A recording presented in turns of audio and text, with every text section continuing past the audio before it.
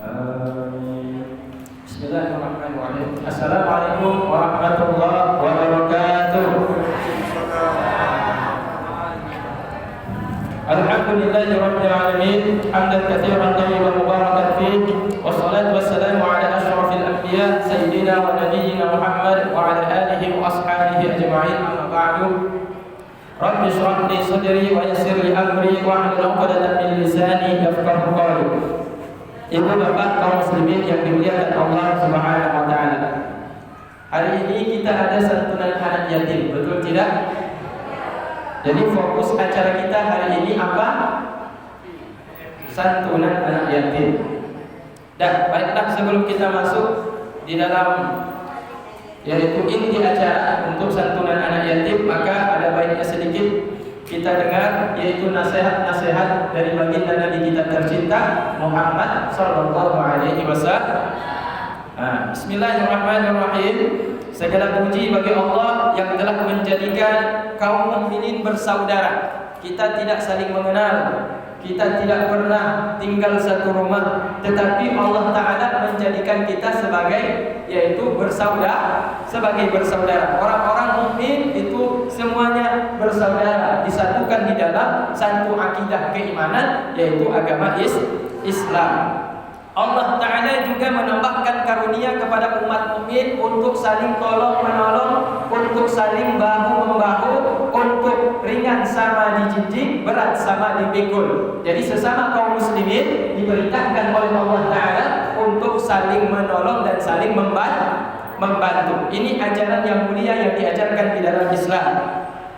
Kemudian jamaah kaum muslimin Kampung Rawa, Desa Tangah yang dimuliakan Allah Subhanahu wa taala.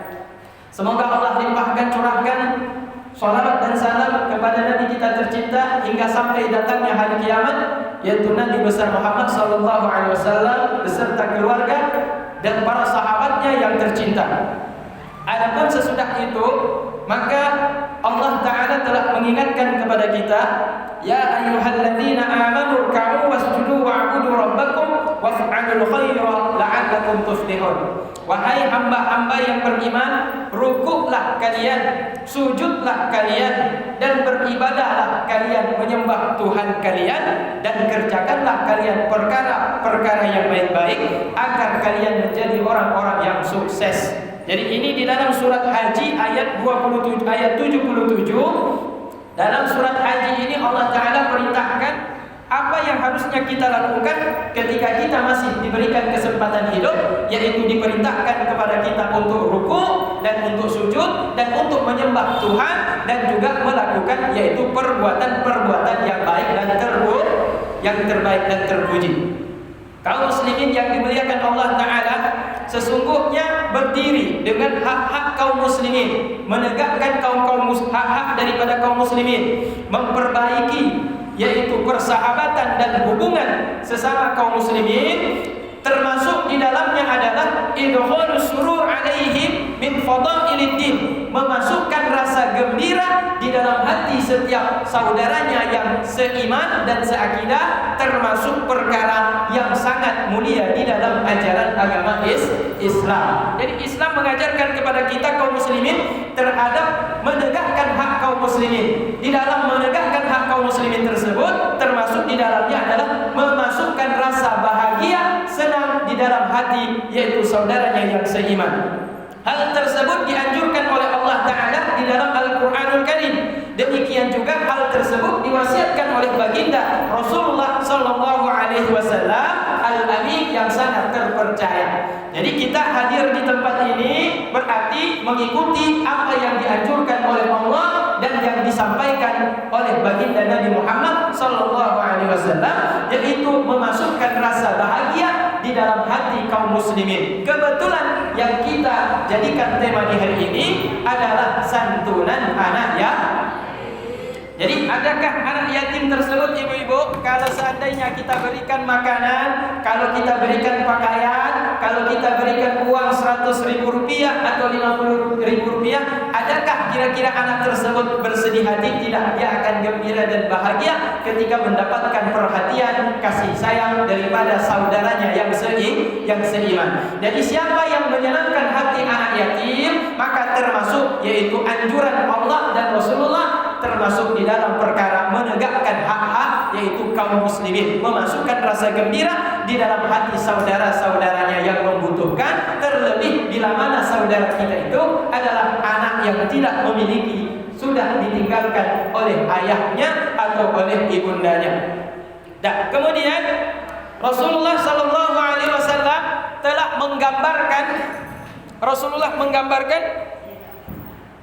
yaitu bagaimana kaum muslimin di dalam memperlakukan secara baik saudaranya yang seiman. Rasul gambarkan sama seperti satu jasad. Satu jasad. Dalam arti kata, kalau seandainya ishtaka minhu adun, satu anggota tubuh merasa sakit, niscaya tada'i lahu sa'irul jasad bisahri wal hamyi. Hal tersebut akan menyebabkan anggota tubuh yang lain juga ikut merasakan sakit. Jadi pertanyaannya ibu-ibu, kalau mau dipilih, ibu mau sakit hati atau mau sakit gigi? Kira-kira mau pilih yang mana? Lebih baik sakit gigi, betul, daripada sakit atau terbalik, ibu mau pilih yang mana ibu?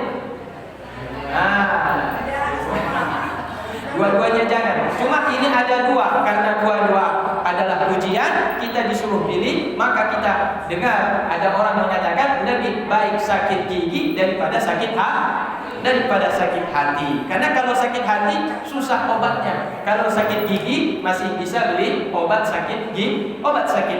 Tapi kita bicara tentang bagaimana Rasulullah menggambarkan perhatian sesama kaum muslimin terhadap saudaranya yang seakidah. Bahwa digambarkan sama seperti satu tubuh. Kalau seandainya satu anggota tubuh tersebut merasakan sakit, maka tubuh yang lain juga akan menjadi merasakan kesakitan dari anggota yang sakit. Nah, ini misalkan gigi kita yang sakit. Gigi kita sakit pada waktu kita ingin makan, maka mata juga sakit. Betul tidak? Lidah juga sakit. Betul tidak? Mulut ikutan sakit. Betul tidak? Perut juga ikut sakit. Kenapa? Karena ketika kita hendak makan, jadi kita tidak makan seperti biasanya, selahap yang seperti biasa kita makan tanpa ada sakit pada gigi. Jadi sakit gigi menyebabkan sakit yang lain. Begitu juga bila kita melihat saudara kita yang seiman, ada yang sakit, maka ada rasa juga sakit itu pada diri kita, sehingga muncul keinginan untuk mengobati dan menolong, yaitu saudara kita yang sakit. Yang sakit gigi, tetapi kaki pergi ke dokter, tangan ambil uang, kemudian mata pergi neodak, dia lihat jalan, kemudian sampailah ke dokter. Jadi beli obat, kemudian pulang, kemudian diminum. Jadi semua anggota tubuh membantu bagaimana caranya agar gigi itu ketika kita pergi ke dokter kan bukan cuma gigi yang pergi ke dokter, betul tidak? Ya bu, waktu sakit gigi yang pergi ke dokter giginya saja ada. Gigi doang yang pergi atau pergi semuanya? Semua anggota tubuh pergi, kan gak mungkin gigi melayang sendiri terbang pergi ke tempat dokter gigi. Jadi karena yang sakit gigi, kemudian kita ngomong sama gigi, karena engkau yang sakit, kamu sekarang yang pergi sendiri, pergi ke dokter gigi, berobat sendiri ke sana. Copot giginya, pergi melayang sendiri. Betul seperti itu? Tidak kan? Jadi anggota tubuh semuanya ikut berangkat pergi ke dokter gigi. Jadi itulah ibaratnya kata Rasulullah, satu kaum muslimin ini ibaratnya sama seperti satu tubuh. Kalau satu sakit, yang lain juga akan sakit. Kalau satu menderita, yang lain juga akan merasakan penderitaan, sehingga dia ingin membantu dan menyembuhkan penyakit atau sakit yang diderita tersebut. Maka demikian jugalah kaum mukminin kata Rasulullah sallallahu alaihi wasallam. Nah, sebaik-baik yang menimpa seseorang di antara mereka, kalau ada kebaikan yang tertimpa pada seorang muslim, maka seorang muslim juga akan merasakan senang. Ini dia Bu ya. Ini yang disebut dengan jangan kita ikut penyakit SMS, senang melihat orang susah, tapi susah melihat orang senang. Tetapi orang muslim ketika melihat sesama saudaranya yang muslim, ketika saudaranya yang muslim ini bahagia, hatinya juga akan merasa bahagia. Ketika melihat saudara muslimnya mendapatkan nikmat yang Allah berikan kepadanya, maka tidak akan timbul dalam hatinya rasa iri, dengki, dan yaitu rasa dendam, benci. Tetapi justru yang ada di dalam hatinya adalah rasa bahagia. Senang melihat saudaranya yang seiman itu udah mampu beli mobil. Senang melihat saudaranya yang seiman itu udah mampu beli Honda. Senang melihat saudaranya yang seiman itu udah mampu beli kerbau dan beli berbagai macam benda yang menjadi hajat kehidupannya. Bukan sebaliknya, ketika melihat saudaranya sudah naik taraf ekonominya, yang ada di dalam hatinya justru rasa cemburu, dengki dan iri. Jadi ini bukanlah karakter, bukanlah watak, bukanlah sifat daripada orang mukmin. Jadi orang mukmin kalau melihat saudaranya itu sudah memiliki nikmat yang lebih, maka dia akan turut bahagia dan akan turut bergembira. Bahkan dia akan mengatakan, ibu Nurhalizah itu tahun ini berangkat haji, padahal bukan dia yang haji. Begitu dia dengar Ibu Nurhalizah yang satu kampung dengan ibu berangkat haji, dia yang pertama kali mengucapkan Alhamdulillah ya Allah, saudara lo ya Allah, tonyo berangkat haji Allah. Kan yang tebik dari bawah dibuka dari mana pengikaunya hanya pasti pempeng cucunya. Dia berarti orang mukmin ketika melihat saudaranya mendapat nikmat, bukan iri, bukan dengki dan bukan benci, tetapi yang diucapkan adalah rasa syukur kepada Allah Subhanahu wa taala. Jadi kalau ada orang mukmin yang kemudian dengki dengan nikmat yang Allah berikan kepada saudaranya yang seiman, berarti itu namanya syaitan. Ibu yang dimuliakan Allah Ta'ala, saya mau tanya sama ibu, apa beda iblis, setan, sama jin? Ada yang tahu nggak apa bedanya? Iblis, setan, sama jin, sama hantu lagi. Satu lagi, hantu. Apa bedanya kira-kira? Beda iblis dengan setan apa? Ya? Beda iblis dengan setan. Apa bedanya, Pak? Sama ya. Kalau iblis dengan hantu, kalau iblis dengan jin, jadi ini saya jelaskan dulu ya. Kalau yang disebut dengan iblis, asalnya iblis ini dari api juga. Tetapi ada yang mengatakan iblis sebenarnya kelompok malaikat. Cuma dulu dia taat kepada Allah. Saking taatnya hingga semua malaikat minta doa kepada dia. Iblis ini dulu namanya bukan iblis, namanya adalah Azazil. Siapa namanya, Mak? Azazil. Malaikat Azazil namanya. Karena saking taatnya iblis, yang disebut dulu namanya ini Azazil, tidak ada satupun lapis langit melainkan sudah pernah ada bekas sujudnya iblis tersebut. Jadi saking taatnya iblis ini dulu, tidak ada satupun tempat di langit melainkan sudah pernah disujud oleh iblis kepada Allah Ta'ala. Hingga karena kagum malaikat semuanya kagum, mereka datang berbondong-bondong kepada Azazil ini, minta doa kepadanya, wahai Azazil, doakan kami agar Allah Ta'ala menyelamatkan kami dari bahaya neraka atau menjauhkan kami daripada musibah neraka. Jadi malaikat juga minta untuk dijauhkan dari neraka. Jadi kemudian Azazil ini didoakanlah semua malaikat tersebut. Akhirnya sudah selesai didoakan, iblis ini yang dulunya nama Azazil lupa mendoakan diri sendiri. Lupa doakan diri sendiri. Dia mau mendoakan orang lain, kebaikan kepada sesama malaikat-malaikat yang datang minta doanya. Tapi yang satu kekurangannya, dia lupa mendoakan diri sendiri. Hingga akhirnya terjadilah peristiwa, yaitu perintah sujud kepada Adam tatkala Adam sudah diciptakan oleh Allah Ta'ala. Walhasil akhirnya Azazil tidak mau sujud dan kemudian dia menjadi yaitu malaikat yang durhaka kepada Allah Ta'ala. Jadi lantas selanjutnya jin terbuat diciptakan oleh Allah Ta'ala dari api. Jadi jin ini diciptakan oleh Allah Ta'ala dari api, malaikat diciptakan daripada cahaya, sementara jin diciptakan oleh Allah Ta'ala daripada api. Sesudah Allah Ta'ala menciptakan yang pertama malaikat, kemudian yang kedua jin, dari cahaya. Lantas selanjutnya Allah Ta'ala menciptakan makhluk yang bernama manusia. Manusia yang pertama kita tahu bersama, Nabiullah Adam alaihissalam, tidak punya ayah, tidak punya ibu. Berarti manusia yang pertama adalah Adam yatim piatu. Yang pertama sekali yatim piatu siapa? Adam alaihissalam. Karena kenapa? Adam tidak punya ayah, Adam tidak punya ibu. Nah, jadi kemudian sesudah Adam ini diciptakan dari tanah. Ketika diciptakan dari tanah, dibentuklah bentuk manusia yang berbentuk laki-laki, maka kemudian diberikan nama oleh Allah Ta'ala, makhluk tersebut bernama Adam. Adam kesepian di dalam surga, maka kemudian Allah Ta'ala menciptakan daripada tulangnya yang bengkok ibu yang bernama jangan hantu Hawa. Diciptakanlah namanya Hawa. Kemudian sesudah itu diciptakan dalam bentuk yang sangat indah dan cantik, yaitu menarik perhatian daripada Adam, sehingga Adam ingin memeluknya ketika melihat Hawa. Tapi dikatakan Allah Ta'ala, stop, jangan engkau sentuh sebelum engkau bayar maharnya, mas kawinnya.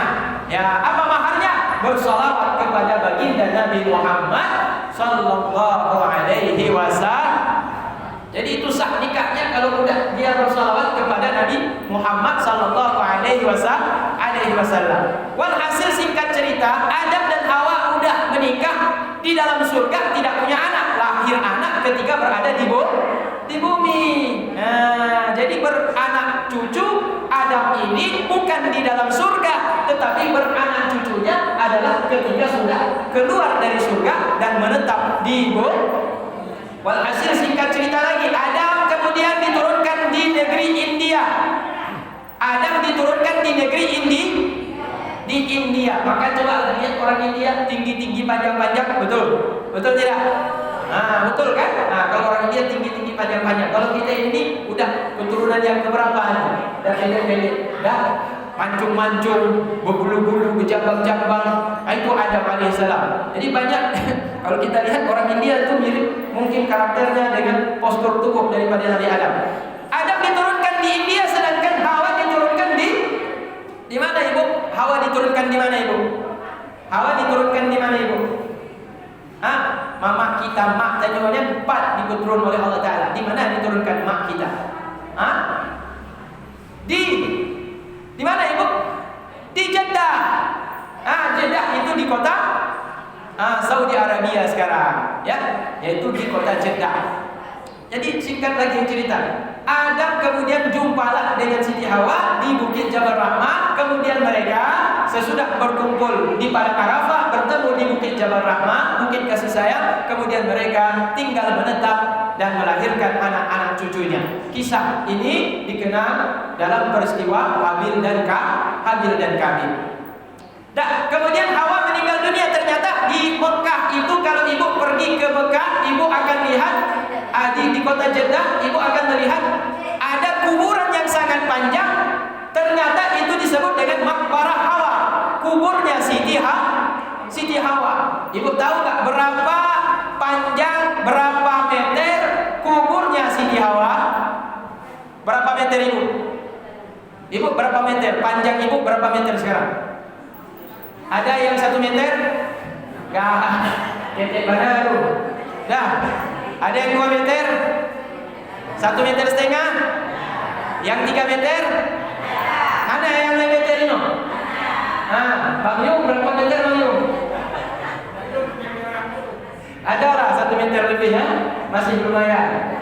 Yang paling tinggi di sini, kalau kita lihat di sini yang paling tinggi siapa ya? Tuhalapan paling tinggi di sini. 1,75 meter. Kira-kira ibu perkirakan tingginya Siti Hawa, nenek moyang kita, mama kita yang pertama, berapa meter kira-kira? Berapa meter? Ya? Berapa meter, Mak? Berapa? 2 meter. Siti Hawa. Nabi Adam aja panjangnya setinggi pohon kelapa, Mak. Kalau Nabi Siti Hawa tingginya cuma 2 meter, bagaimana nanti dipeluk tuh? Bagaimana nanti itu dipeluk?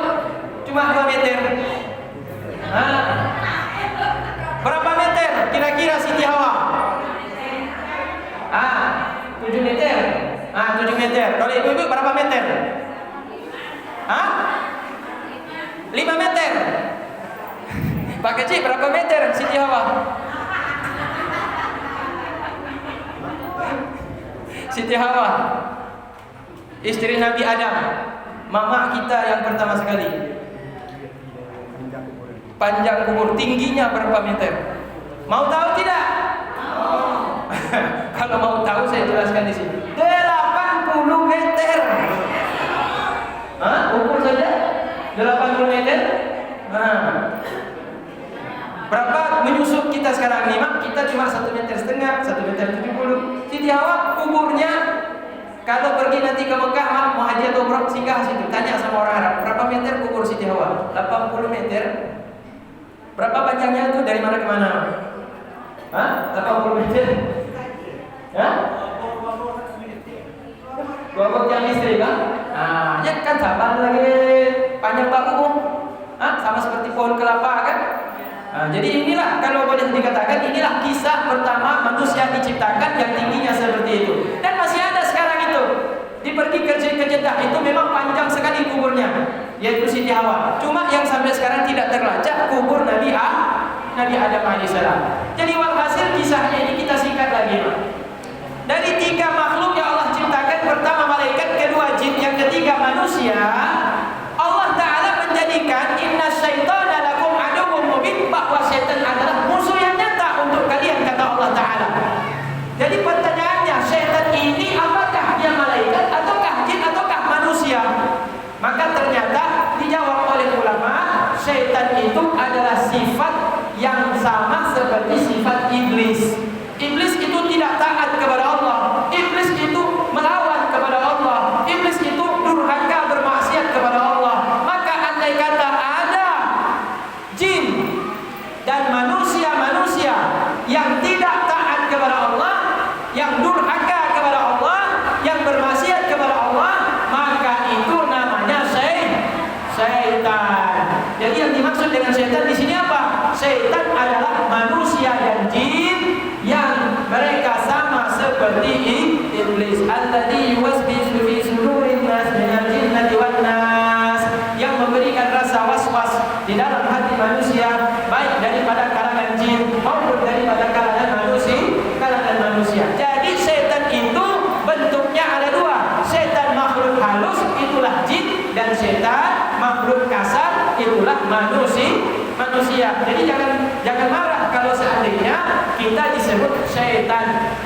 Kenapa? Kalau kita melakukan maksiat berarti kita setan juga, setan manusia. Tapi kalau kita taat kepada Allah, maka kita manusia yang mulia, bahkan lebih mulia daripada malaikat. Jadi yang ingin saya sampaikan, mak dan ayah yang dimuliakan Allah Subhanahu wa taala, termasuk di antara kemuliaan manusia adalah memperhatikan hal yang baik pada saudaranya yang seiman. Terutama di dalamnya adalah memperhatikan nasib anak yatim. Sehingga kata Rasulullah sallallahu alaihi wasallam, ana wa kafilul yatim kahadaini fil jannah. Aku dan anak yatim, orang yang memikul beban, memikul yaitu kebutuhan hajat hidup daripada anak yatim, kahadaini yaumal qiyamah fil jannah, sama seperti 2 jari ini, jari telunjuk dan jari tengah, kelak berdampingan hidup di dalam surga.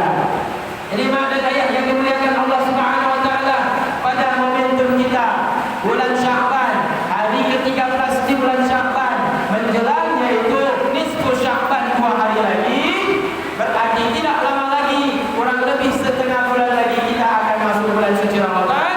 Alangkah baiknya kalau kita tutup juga dengan amal soleh, dan termasuk di antara amal soleh itu ialah menyantuni anak yatim. Kenapa kita harus menyantuni anak yatim? Karena anak yatim adalah anak-anak yang spesial dalam pandangan ajaran Islam. Karena itu siapa yang memperhatikannya akan diperhatikan kehidupannya di dalam surga oleh Allah Subhanahu wa taala. Mak dan ayah yang dimuliakan Allah Subhanahu wa taala, di sini dikatakan Rasulullah, man adkhala ala ahli baitin minal muslimin sururan lam yardallahu thawaban dunal jannah. Barang siapa yang memasukkan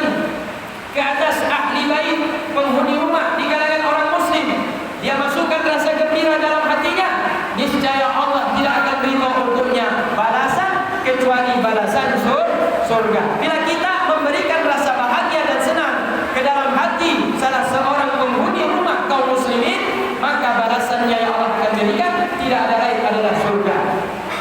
Kemudian Rasulullah juga mengatakan, ketika datang seorang laki-laki berkata, "Ya Rasulullah, wahai Rasulullah, ayyun nasi habbu ila Allah Ta'ala?" Manusia macam mana yang lebih Allah cintai di antara manusia-manusia? Faqala, maka Rasulullah sallallahu alaihi wasallam menjawab, "Ahabbun nas ila Allah anfa'uhum lin-nas." Manusia yang paling Allah Ta'ala cintai adalah manusia yang paling berguna, yang paling bermanfaat kepada sesama manusia. Wa ahabbul a'mali ila Allah 'azza wa jalla, dan amal ibadah yang paling dicintai oleh Allah Ta'ala di antara semua amal-amal ibadah adalah sururun, memasukkan rasa gembira di dalam hati, yaitu sesama kaum muslimin. Yang dengan rasa gembira tersebut hilanglah rasa sedihnya. Bahkan kadang-kadang dia membantu dengan melunaskan hutang-hutang saudara-saudaranya yang seiman, atau menolong saudaranya yang seiman dengan menghilangkan dirinya daripada rasa kelaparan. Jadi ini makna ayat yang dimuliakan Allah Subhanahu wa taala. Bahkan kata Rasulullah, barang siapa yang berjalan menuju ke rumah saudaranya untuk menutupi hajat daripada saudaranya, niscaya Allah Ta'ala lebih mencintainya daripada dia iktikaf di dalam masjid. Jadi kita ibadah di dalam masjid, mana lebih baik iktikaf di dalam masjid dengan pergi mengunjungi saudara untuk menyenangkan saudara kita. Kata Rasulullah, Allah lebih mencintai seorang hamba yang berjalan menuju kepada rumah saudaranya untuk menggembirakan saudaranya yang sedang ditimpa musibah, maka itu lebih dicintai daripada seorang hamba yang duduk berzikir untuk iktikaf mengingat Allah di dalam masjid. Jadi hari ini kita termasuk orang-orang insyaallah yang termasuk memasukkan rasa gembira di dalam hati sesama saudaranya kita yang seiman. Kemudian Rasulullah SAW menyampaikan hadis yang terakhir yang ingin saya sampaikan di sini. Innallaha khalaqahum li hawaijin nas yafza'u ilaihim fi hawaijihim ulaikal aminun min adabillahi ta'ala. Berkata Rasulullah sallallahu alaihi wasallam, "Inna lillahi khalqan." Sesungguhnya Allah Ta'ala memiliki bermacam-macam makhluk. Allah Ta'ala ciptakan untuk mereka segala hajat-hajat manusia. Barang siapa yang menutupi hajat-hajat manusia di antara mereka, maka mereka termasuk orang-orang aminun, yang aman daripada azab Allah Ta'ala. Jadi dan ayat yang dimuliakan Allah Ta'ala, ini janji Nabi Muhammad bahwa Allah Ta'ala akan memberikan rasa aman kepada saudara yang mau, yaitu menutupi hajat kebutuhan hidup saudaranya yang seiman. Jadi siapa-siapa yang menutupi hajat kehidupan daripada saudaranya yang seiman, Allah Ta'ala jamin dia akan aman daripada siksa di dalam neraka. Dan ayat yang dimuliakan Allah Ta'ala. Jadi hari ini kita tadi sudah mendengar penyampaian dari bapak kecil kita yang kita hormati, kita muliakan bersama, bahwa beliau telah menyampaikan di hadapan ibu-ibu dalam momentum acara di penghujung bulan Sya'ban ini sebelum masuk bulan suci Ramadan. Beliau telah menyampaikan yaitu kata-kata permohonan maaf, sekaligus secara tidak langsung beliau telah menyampaikan perpisahan di hadapan kita yang hadir di tempat ini. Maka kita selaku masyarakat Kampung Rawa, khususnya Tanah, turut yaitu berduka cita, bukan karena meninggal, tetapi karena kita telah ditinggalkan oleh salah seorang pemimpin yang selama ini ikhlas mau membantu menutupi kebutuhan hajat masyarakat Kampung Rawa, khususnya masyarakat Tanah. Tidak cukup di situ saja, beliau Pak Kecil kita ini juga sekaligus adalah imam juga di Mushola Tanah. Menutupi kekosongan imam di Mushola Tanah, beliau yaitu ingin juga, beliau juga mau juga, beliau juga turut serta menjaga musola kita ini agar tetap hidup. Maka bagi kita masyarakat kaum muslimin, yaitu khususnya kampung Tanah Rawa, yaitu banyak merasa, yaitu banyak pemberian, banyak jasa yang telah dilakukan oleh Pak Kecik kita selama beliau menjabat sebagai yaitu Pak Kecik. Jadi apa yang beliau sampaikan yaitu permohonan maaf. Kiranya ibu-ibu semuanya memaafkan. Dimaafkan tidak? Nah, kalau tidak dimaafkan, wah itu nanti marah Allah Ta'ala. Karena orang tidak mau memaafkan itu berarti orang dendam, orang yang pendendam. Sedangkan pendendam itu bukanlah salah satu sifat yang mulia. Maka kita harus memaafkan kalau ada kekurangan. Karena tidak ada manusia yang sempurna. Cuma manusia yang baik adalah yang mau meminta maaf dan yang mau memaafkan. Nah, kita harap nanti kemudian kalau memang ada PJ dari kecil nanti yang akan ditunjuk, yang akan jadi PJ, yaitu pemukiman tanah khususnya di Kampung Rawa ini, kita harapkan mau juga untuk bekerja maksimal seperti Pak Kecil kita yang telah yaitu lama bertugas. Kita doakan yaitu ke depan kita diberikan pemimpin yang adil, pemimpin yang taat, pemimpin yang cinta kepada masyarakatnya. Dan kepada Pak Kecil kita doakan semoga Allah Ta'ala berikan balasan pahala yang setimpal atas jasa-jasanya di dalam mengemban amanah, dalam memperhatikan hajat hidup khususnya masyarakat pemukiman Rawa, khususnya yaitu desa Taka. Amin amin ya rabbal alamin. Bapak Ibu yang dimuliakan Allah Ta'ala, semoga amal soleh kita di hari ini yaitu memberikan santunan kepada anak yatim diberikan balasan yang setimpal oleh Allah Subhanahu wa Ta'ala dan dicatat sebagai amal yang kelak menjadi amal yang memberatkan catatan amal kebaikan kita di saat kita dipanggil di hadapan mahkamah pengadilan Allah Ta'ala yang maha adil. Nanti kelak amal kita diberikan dan kita mengambilnya bukan dengan tangan kiri tetapi dengan tangan kanan. Kalau kita mengambil dengan tangan kanan, alamat berarti kita akan bahagia menjadi ahli surga. Dan inilah cita-cita kita manusia yang hidup di dunia adalah masuk surga, yaitu berjumpa dengan Rasulullah Sallallahu Alaihi Wasallam. Jadi sampai di sini dulu mungkin tausiah saya pada hari yang berbahagia ini, karena ibu pimpinan majelis yaitu Taklim Kampung Rawa menelpon saya mendadak di saat saya sedang mengajar. Jadi saya mendadak tinggalkan santri, tapi sudah selesai saya mengajar. Sudah ditulis di papan tulis, kemudian saya suruh ibu yaitu Ustazah tolong dikawal. Baru saya langsung datang ke sini. Ternyata acaranya juga yaitu acara perpisahan dengan Pak Kecil. Jadi saya turut bersedih. Ibu, ya saya juga termasuk yang bersedih ya. Kita harapkan kalau ada PJ kalau bisa beliau lagi. Tapi kalau memang sudah dipilih yang lain, ya kita doakan semoga yang lain ini bisa mengikuti jejak beliau. Demikian, mohon maaf atas segala kekurangan. Wabillahi taufiq wal hidayah. Assalamualaikum warahmatullahi wabarakatuh.